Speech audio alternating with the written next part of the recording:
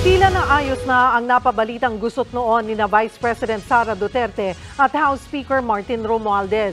Kanina magkasama pa nilang hinatid si Pangulong Marcos na tumulak papuntang Malaysia. Nasa frontline ng balitang yan, si Maricel Halili.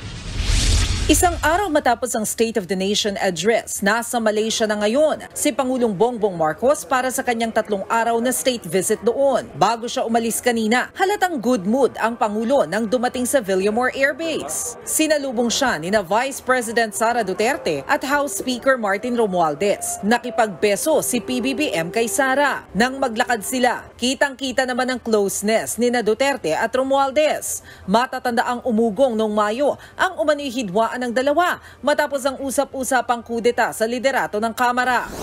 Bungad tuloy ni Pangulong Marcos sa kanyang talumpati. The Speaker and the Vice President canoodling is always a very good sign.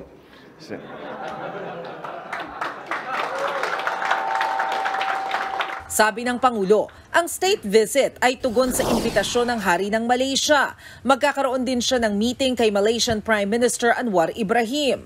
The state visit to Malaysia aims to identify new areas of synergies that can propel our partnership and serve as a roadmap for our respective agencies to work on for the mutual benefit of both our countries and the peoples of the new century. Sasamantalahin na rin umano niya ang biyaheng ito para matulungan ng Pilipinas na maabot ang target na 6.4% na paglago ng ekonomiya ngayong taon, kabilang ang pakikipagpartner sa agrikultura, food security, digital economy at turismo, gayon din ang industriya ng halal at Islamic banking. The halal industry is expected to grow to $1 trillion industry in the international market as its global demand continues to expand.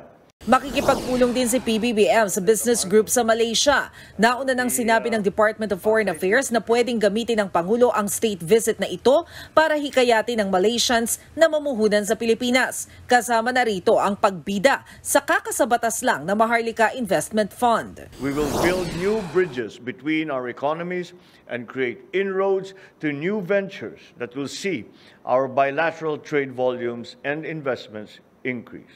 Mananatili ang Pangulo sa Kuala Lumpur hanggang July 27. Habang nasa abroad siya, si VP Sara muna ang tatayong caretaker ng bansa. Nagbabalita mula sa Frontline, Maricel Halili, News 5. Mga kapatid, Julius Babaw po. Iba na ang may alam at may pakialam sa panahon ngayon.